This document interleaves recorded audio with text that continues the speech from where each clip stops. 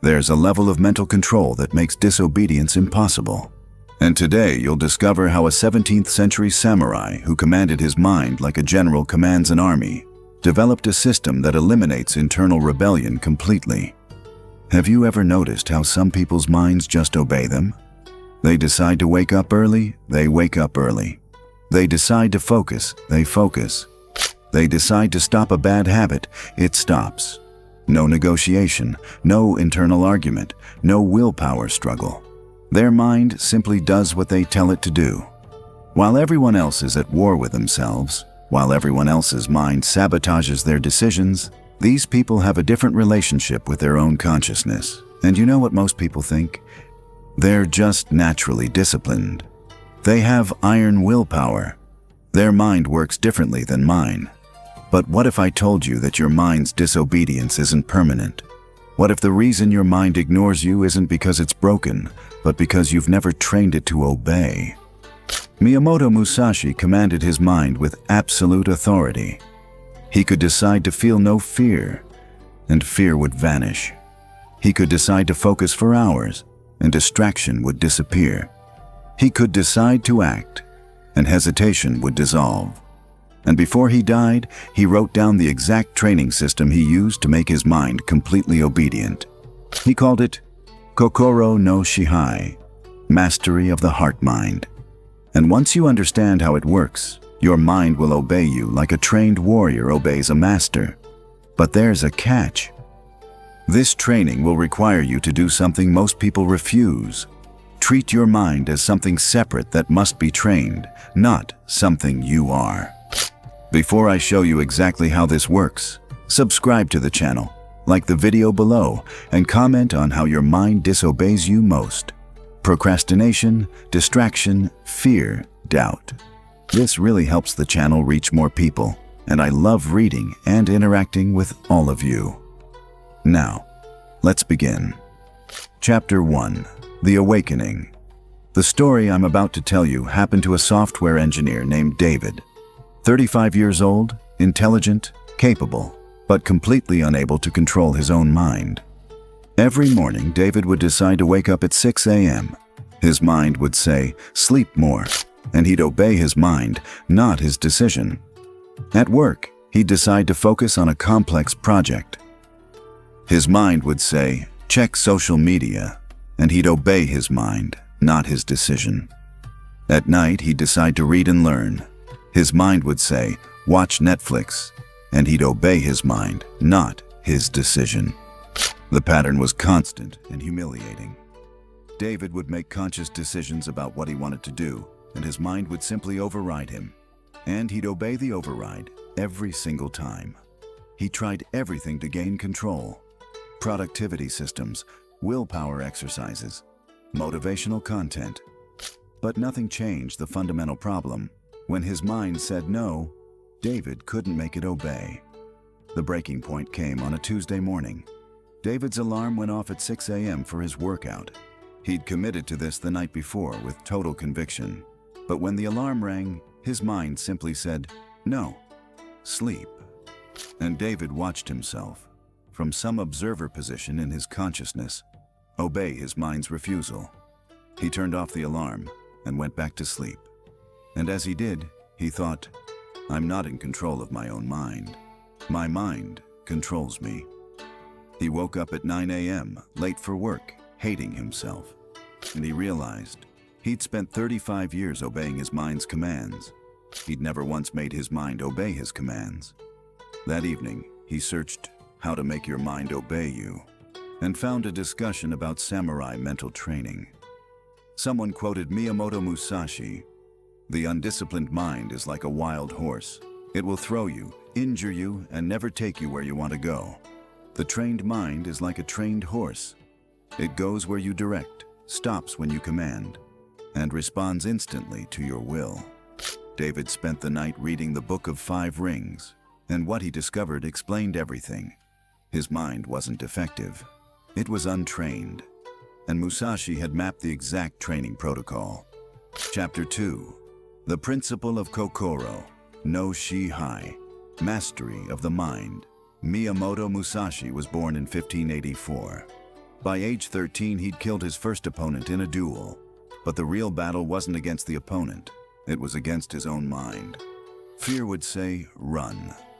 Musashi needed his mind to stand. Doubt would say, you'll lose. Musashi needed his mind to execute perfectly. Pain would say, stop.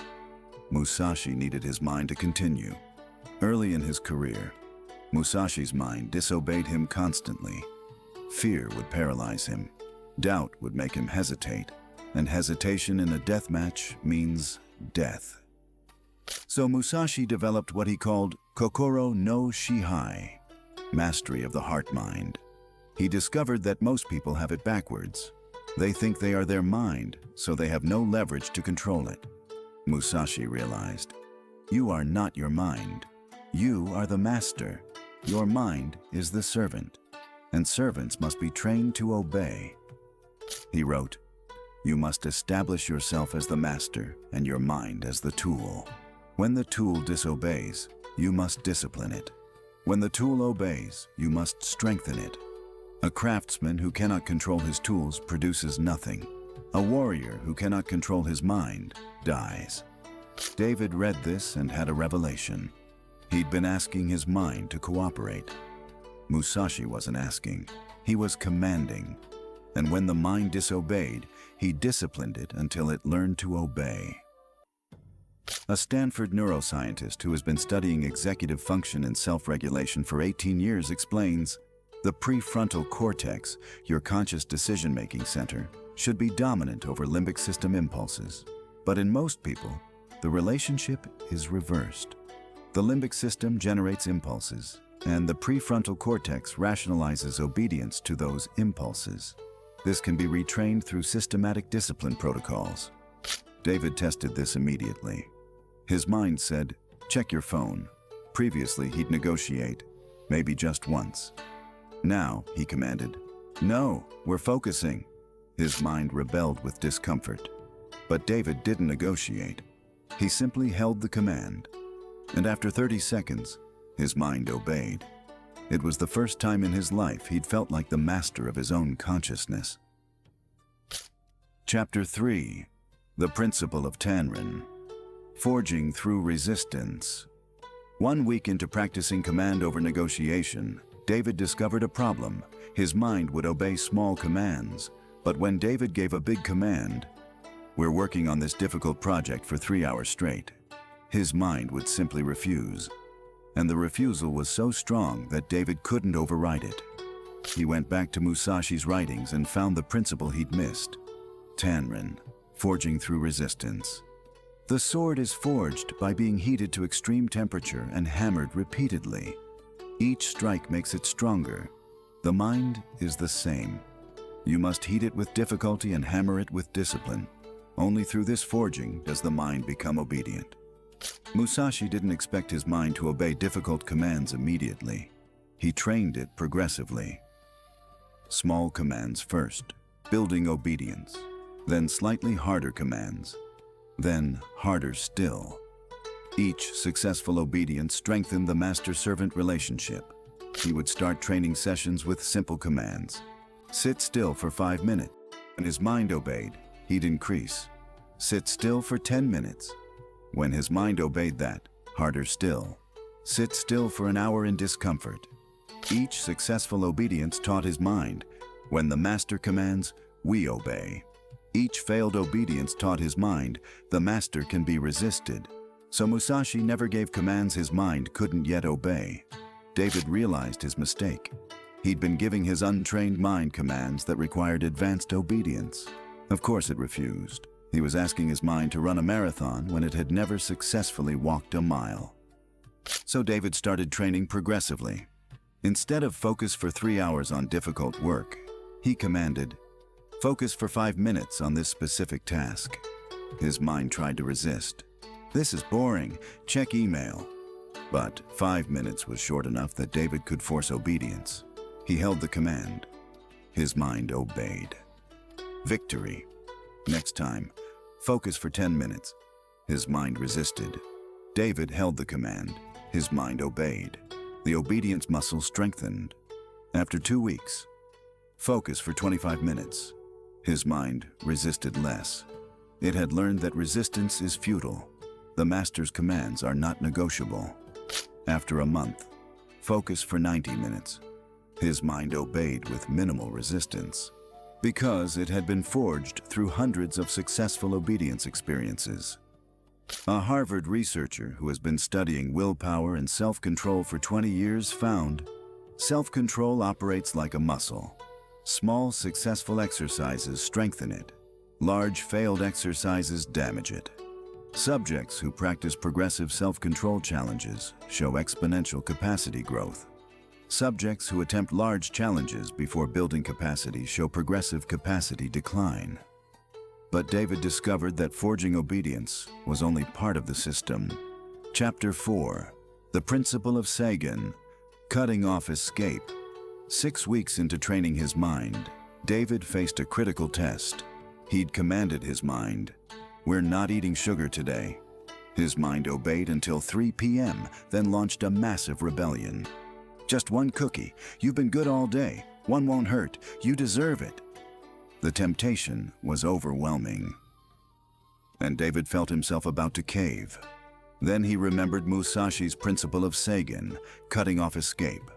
When the mind sees an escape route, it will take it. When there is no escape, the mind obeys. The master must cut off all paths of retreat before giving the command. Musashi would prepare for duels by eliminating his mind's escape options. He'd announce duels publicly so shame prevented retreat. He'd study his opponent until he knew running was more dangerous than fighting. He'd meditate on death until dying became acceptable, removing fear's power to make him flee. By the time the duel arrived, his mind had no escape routes. Obedience was the only option. David realized he'd given the command without cutting off escape. His mind could see the path. Go to the kitchen, open the cupboard, eat the cookie. That visible path undermined the command. So David applied Sagan. He took all the sugar in his house and threw it away. Now the path required: get dressed, drive to store, buy sugar, drive home, eat sugar. That path was much harder than just obeying the command, "No sugar today." His mind tested the path, realized it required too much effort, and obeyed the original command. David started applying this systematically. Command: work out every morning.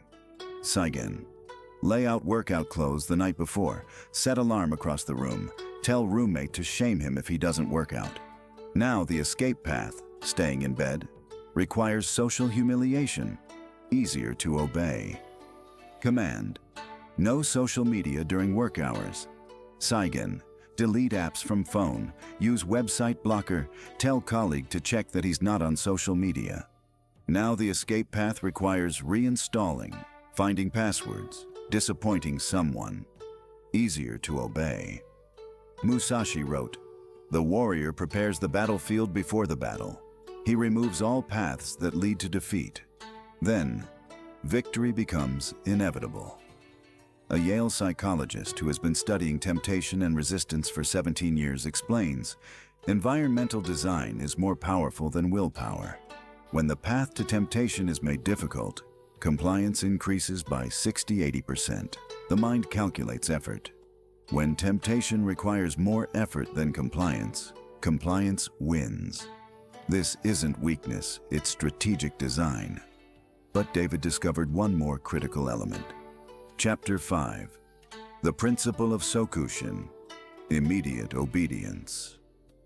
2 months into training, David's mind had become significantly more obedient, but there was still a problem.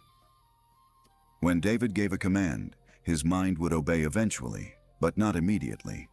There was always a negotiation period. Command: get out of bed now. Mind: in 5 minutes. 10 minutes later, David would get up. He was obeying, but not immediately, and that delay was a form of disobedience. He found Musashi's teaching on Sokushin, immediate obedience. The warrior's body must respond instantly to his will. Between command and execution, there must be no gap. If the warrior commands strike and his body hesitates, he dies. Train your mind to obey the instant you command, not when it feels ready. Musashi trained immediate obedience ruthlessly. He would give himself commands and count. 1, 2, 3. If his body hadn't moved by 3, he would discipline himself by doing the action 10 times instead of once. His mind learned. Immediate obedience is less painful than delayed disobedience. David adopted this protocol. Every morning, alarm rings, feet hit floor immediately. No negotiation period, no 5 more minutes. Instant obedience. The first week was brutal. His mind would scream for delay. But David held the standard: immediate obedience or no obedience counts. If he delayed, he'd reset and practice immediate response 10 times. Stand up, lie down, stand up, lie down. 10 repetitions. His mind learned quickly. Immediate obedience, 1 action. Delayed disobedience, 10 actions. The mathematics favored immediate obedience. Within 2 weeks, his alarm would ring and his feet would hit the floor before his conscious mind even engaged. The obedience had become automatic. He applied this everywhere. Decision to work, begin immediately. Not in 5 minutes. Decision to exercise. Start immediately, not after this episode. Decision to stop eating. Stop immediately, not after this last bite. The gap between decision and action closed. And when there's no gap, disobedience can't enter. Musashi wrote, "The master swordsman strikes in the same moment he decides to strike. The moment of decision is the moment of action. Amateur warriors think, then act. The delay between thought and action is where death enters." An MIT cognitive scientist who has been studying action initiation for 16 years found, implementation delay creates decision reopening. When subjects delay action after deciding, they create opportunity for decision reversal. When action follows decision immediately, completion rates increase by 200%. The gap is where failure lives. But there was one final principle that completed the system. Chapter 6. The Principle of Ishin. One mind, unified. 3 months into his training, David had transformed his mental obedience, but he noticed something strange. In some situations, his mind obeyed perfectly. In other situations, he still struggled. He found Musashi's final principle. Ishin, one mind, unified. The mind divided against itself cannot be commanded. Part wants to obey, part wants to rebel. This division creates internal war. You must unify your mind before you can master it. Musashi discovered that disobedience often comes from internal division. Part of you wants to wake up early, achievement self. Part of you wants to sleep, comfort self. When these parts are in conflict, whichever is stronger in that moment wins. And you can't control which is stronger. The solution: eliminate the division. Create one unified mind with one clear hierarchy of values. Musashi spent years in meditation establishing his hierarchy. Mastery, comfort, life, fear, truth, approval. Once these hierarchies were absolute, his mind had no internal conflict. When comfort said sleep and mastery said train, there was no battle. Mastery was definitionally more important. David realized